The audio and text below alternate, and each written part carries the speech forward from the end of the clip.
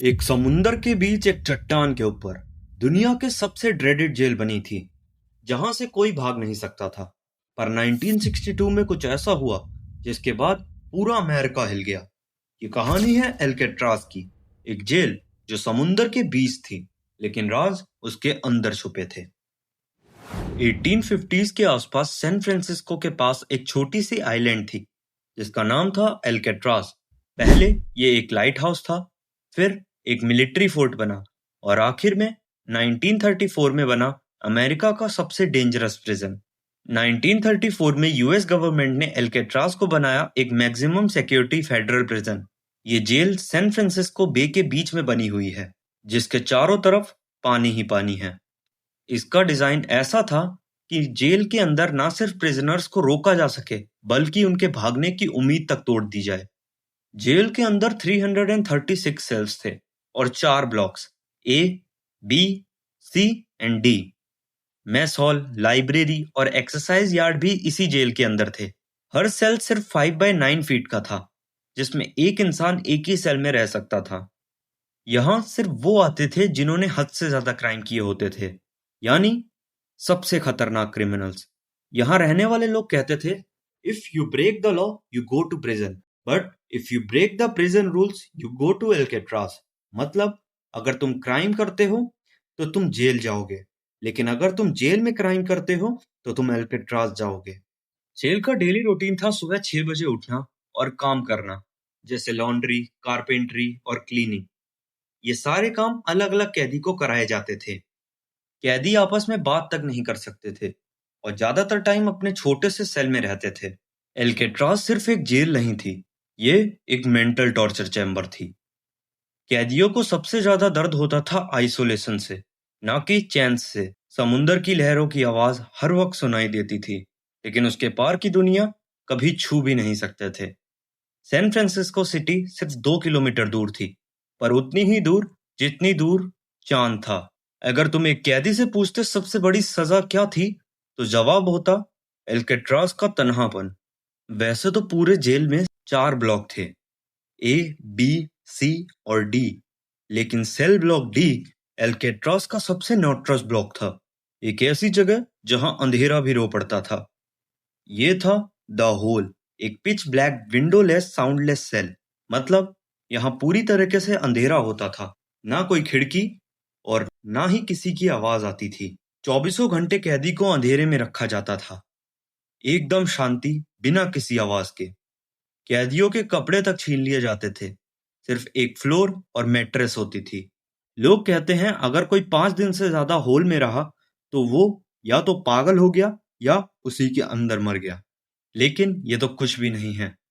Alcatraz famous था high security के लिए, लेकिन इतिहास का सबसे डेयरिंग एस्केप हुआ 1962 में, जिसे एफबीआई आज तक अनसॉल्व्ड कहकर फाइल में दबा चुकी है।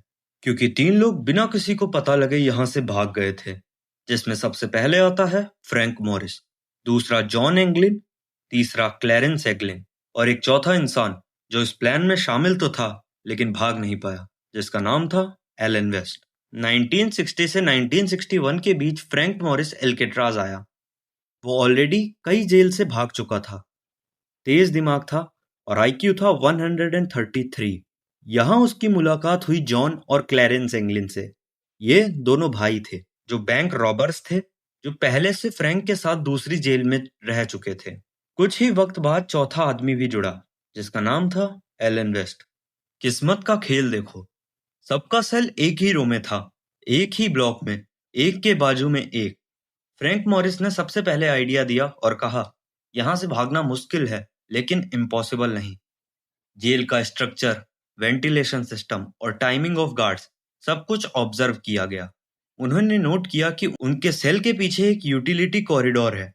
अगर किसी तरीके से वेंटिलेटर ग्रिल तोड़ दी जाए तो वो उस कॉरिडोर तक पहुंच सकते हैं। फिर सबने प्लान बनाया, सबसे पहले ग्रिल तोड़ना है, फिर बैक साइड से क्रॉल करके यूटिलिटी एरिया में जाना है, उसके बाद राफ्ट बनानी है और रात के अंधेरे में समुंदर पार करना है। एल्केट्राज जेल में प्रिजनर्स को वुड वर्किंग वर्कशॉप में भेजा जाता था। वहां से उन्होंने ब्रोकन वैक्यूम क्लीनर के मोटर, पूंस, फॉर्क्स, ड्रिल मशीन के पार्ट्स, वायर्स और स्क्रूज ये सब छुप छुप के चुराने लगे। उन्होंने इन पार्ट्स से एक छोटी सी हैंड ड्रिल बनाई, जिसे वेंटिलेटर ग्रिल के अराउंड सीमेंट धीरे धीरे निकाला जा सके।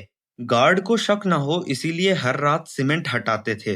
रात के वक्त जब जेल में म्यूजिक बजा करता था, तो ये लोग स्लो वॉइस में दीवार के छेद से बात करते, और चारों लोगों ने एक कोड लैंग्वेज भी बना ली थी, ताकि गार्ड्स कुछ समझ ना पाए। और उस जगह पे पेपर मैश से बनी हुई फेक ग्रिल चिपका देते थे, ताकि किसी को कुछ पता ना चले।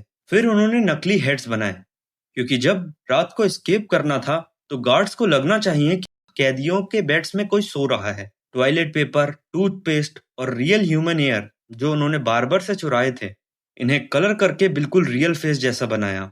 और ये सारा सामान वो अलग-अलग जगह से चुरा लेते थे, क्योंकि हर रोज किसी न किसी वर्कर को कोई ना कोई काम दिया जाता था। हर रात सोने से पहले अपने ब्लैंकेट्स के अंदर नकली सर रख देते थे, ताकि गार्ड्स को कुछ समझ ना आए।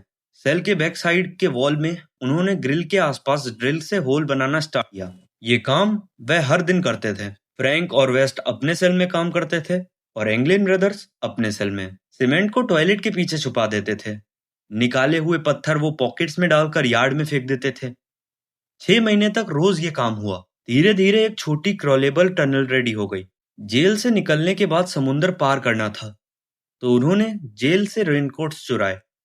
50 से ज्यादा रेनकोट्स उन्होंने चुराए और उनको आपस में चिपकाकर एक इनफ्लेटेबल राफ्ट बनाई। पेडल्स बनाए वुड से, एयर पंप भी बनाया वैक्यूम मोटर का यूज करके। ये सारा काम प्रिजन रूफ के एक हिडन एरिया में छुपा कर किया जाता था, जहां वो छुप कर क्रॉल करके जाते थे, और इसका रास्ता उन्हीं टनल से होकर जाता था जो उन्होंने ड्रिल करके बनाई थी। बट ये एस्केप सिर्फ तभी पॉसिबल था जब गार्ड का राउंड स्लो हो, रात को वेदर सही हो। उन्होंने गार्ड्स की हर एक मूवमेंट को महीनों तक ऑब्जर्व किया। किस वक्त लाइट बंद होती है, किस टाइम गार्ड्स कम होते हैं, किस टाइम गार्ड्स ज्यादा होते हैं, ये सब उन्होंने महीनों तक ऑब्जर्व किया। फ्रैंक मॉरिस और एंगलिन ब्रदर्स ने प्लानिंग में हर छोटी चीज का ध्यान रखा। ये कोई इमोशनल डिसीजन नहीं था, ये एक प्योर स्ट्रेटेजिक और कैलकुलेटेड एस्केप था। हर स्टेप पर सोच समझकर काम किया गया था। हर रात फेक हेड्स पिलो पे रखते और टनल्स के थ्रू क्रॉल करके यूटिलिटी कॉरिडोर पहुंचते।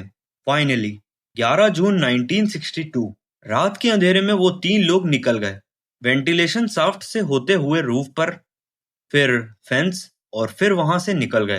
लेकिन सिर्फ फ्रैंक मॉरिस और एंगलिन ब्रदर्स ही निकल पाए। एलन वेस्ट पीछे ही रह गया था, क्योंकि वेंट खुला ही नहीं। अगली सुबह गार्ड्स ने देखा तो सेल में सिर्फ पिलो और फेक हेड्स थे। रियल प्रिजनर्स तो गायब हो चुके थे। पूरा कोस्ट सर्च किया गया, सिर्फ एक राफ्ट का पीस और कुछ आइटम्स मिले। बॉडीज तो कभी मिली ही नहीं। फिर एफबीआई ने कहा वो मर गए होंगे, सबको यही लगा। बट 1975 में एक पोस्ट कार्ड मिला, जिसमें लिखा था वी आर अलाइव। 1993 में एंगलिन ब्रदर की माँ ने बोला क्रिसमस कार्ड्स आते थे, और 2013 में एक एफबीआई को लेटर मिला जिसमें लिखा था I am Frank Morris still alive. और 2015 में एक फोटो मिली जिसमें दोनों एंगलिन ब्रदर्स ब्राजील में जिंदा दिख रहे थे, और ये सब देख के सब शॉक हो गए। लेकिन ट्रुथ अब भी अनक्लियर है। ऑफिशियल रिकॉर्ड्स कहते हैं एस्केप्ड एंड प्रीअज्यूम्ड ड्रॉन, लेकिन लोग कहते हैं वो 3 लोग अमेरिका के सबसे टफ जेल से जिंदा निकल गए। 1962 के पहले भी कई लोगों ने भागने की कोशिश की, पर एल्काट्राज ने उन्हें सिर्फ मौत का टिकट दिया। एस्केप के बाद एफबीआई ने समुंदर का हर कोना छाना, लेकिन असली क्लूज छुप गए या छुपाए गए, ये किसी को पता ही नहीं चला। 17 साल तक इन्वेस्टिगेशन हुई, 2500 पेजेस की रिपोर्ट बनी, लेकिन ऑफिशियल थ्योरी कहती है दे ड्रोन्ड, मतलब वो डूब गए। बट कोई डीएनए, बोन, बॉडी कुछ नहीं मिला। लेकिन क्या एफबीआई ने पब्लिक फियर बचाने के लिए सच छुपाया? ब्राजील वाले फोटो को इग्नोर क्यों किया गया? और अगर वो जिंदा है तो कहाँ है? एल्केट्राज का सबसे बड़ा लॉक एफबीआई के फाइल्स के अंदर है। 1963 में एल्केट्राज को ऑफिशियली बंद कर दिया गया, और रीजन था हाई मेंटेनेंस कॉस्ट। आज एल्केट्राज एक टूरिस्ट स्पॉट है, पर लोग कहते हैं कि उसकी दीवारें अब भी चीखती हैं। प्रिजनर्स की आवाजें, उनकी तन्हा सेल और उनकी अधूरी कहानियां। एल्केट्राज एक जेल नहीं, अब एक ब्रांड बन चुकी है। वेल, अगर वो मर गए होते तो सबूत मिलते, पर हर क्लू ये कहता है वो 3 जिंदा निकल गए।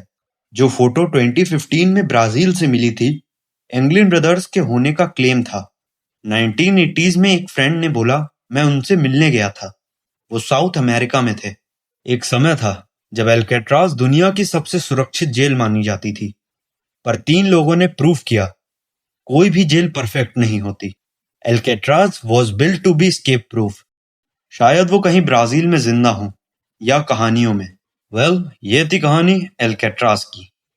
अगर आपको ऐसे और मिस्ट्री डॉक्यूमेंट्रीज चाहिए तो लाइक करो, शेयर करो और सब्सक्राइब जरूर करना। और कमेंट में जरूर बताना कि एल्केट्राज के बारे में आप क्या क्या विचार हैं। और हाँ, कमेंट में ये भी बताना आपको नेक्स्ट डॉक्यूमेंट्री कौन सी जगह की चाहिए। मैं हूँ इकिगाई वॉइस। मिलते हैं एक नए राज के साथ। धन्यवाद।